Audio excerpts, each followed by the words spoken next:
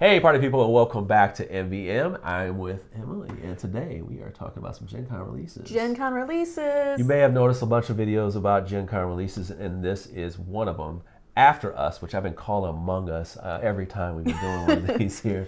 But yeah, this is a 1 to, I believe, 5-player game. I think so. I think so. And we're set in a world where it's coming after us, right? So we are some apes who are taking over after humans are gone. And we are a little band of primates trying to make our way in the world. Take more primates into our clan and get as many points as we can in a race to 80 victory points. The year is 2083.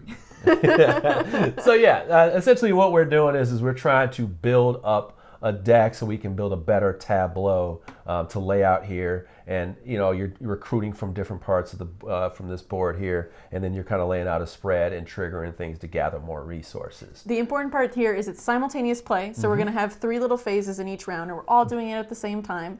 So the first phase that we're going to go through is we're going to actually pick the top 4 cards from our deck, get to arrange them in any way we want, and this is the cool part of it, right? Because this is where you are going to get the resources or bonuses or whatever they are based on the boxes you put together. So the enclosed boxes, which means that depending on the order this is, some of these won't trigger, but some of them will. Yeah. And so you're taking forward and deciding like, okay, I want this to go here, I want this to go there, so that way I could get a couple of those resources, a couple of these resources, left to right, top to bottom, and we all do this at the same time. Now, in the beginning of the game, it's just not going to be as awesome. You have these tamarins, they're not going to do too much for you, but there are some opportunities there. You'll create some small boxes where you'll get benefits, you'll get some bigger ones, but generally what you're doing is there's going to be a top, middle, and bottom. You're going to get rewards from left to right as you go across your cards, and then you'll go down each one and then just start picking stuff up. So for example, for me, I start seeing the resources here and I just come pick them up. Now the thing is other people are going to be doing this at the same time. Yes. So it is hard to keep track of that. This is a simultaneous game, so maybe you want to do it in order, but that's the way the game is designed.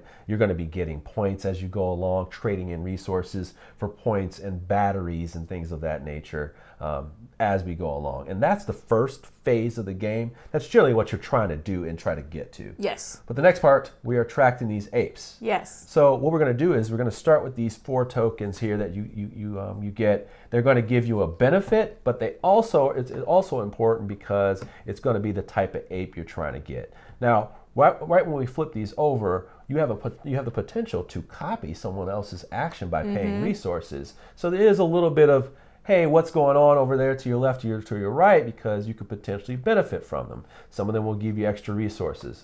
Ones will allow you to repeat different things on your board.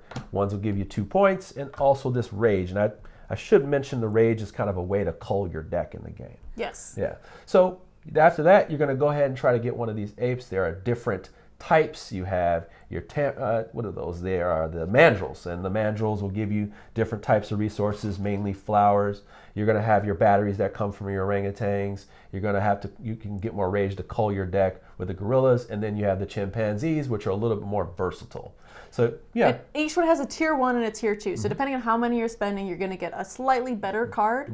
And like Jeremy said, there's ways to cull cards out of your deck. So as it's going on, you're getting to build up these kind of different combinations and hoping that you're like running into the right ones at the right times to really make these big turns where you're getting quite a few points at once. And there's a little bit of secretive to it because, of course, the decks are not flipped over. So you don't know exactly what cards you're getting, but you know what type of card you're getting. Exactly. And that's something you're going to have to learn. Maybe a play or 2 will get you a little bit more introduced to what's going on.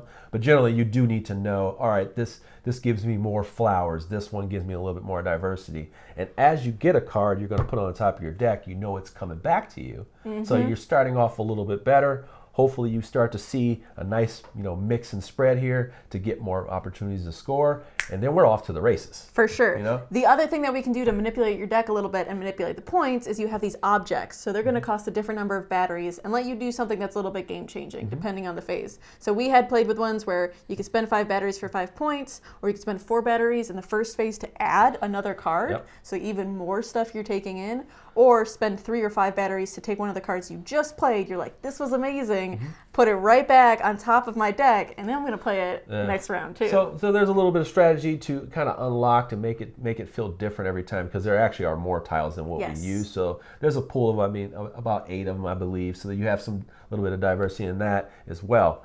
This game does have a solo mode. I have not played it, but I have watched some of it played. It's a very, very easy system. As a matter of fact, if you like low player counts, I may suggest it for that. Sure. I think because you can keep track of what somebody else is doing. And the solo mode is really just you interacting with the tiles and the resources of the AI.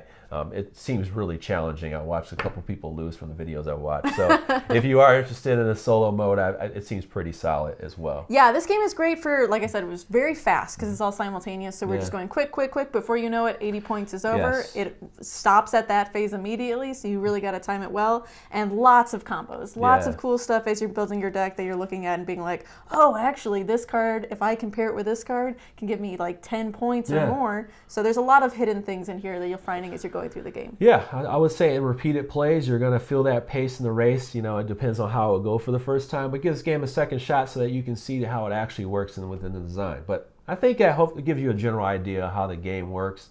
I don't know. Let us know what you think in the comments below. I believe this will be available at Gen Con. Panasaurus Games. So definitely give it a look. Tell them Man vs. Meeple covered the game so they know we covered the game. And with that, party people, thank you so much for your time. Once again, leave any comments below if you have any questions. With that, take care. Have a wonderful day.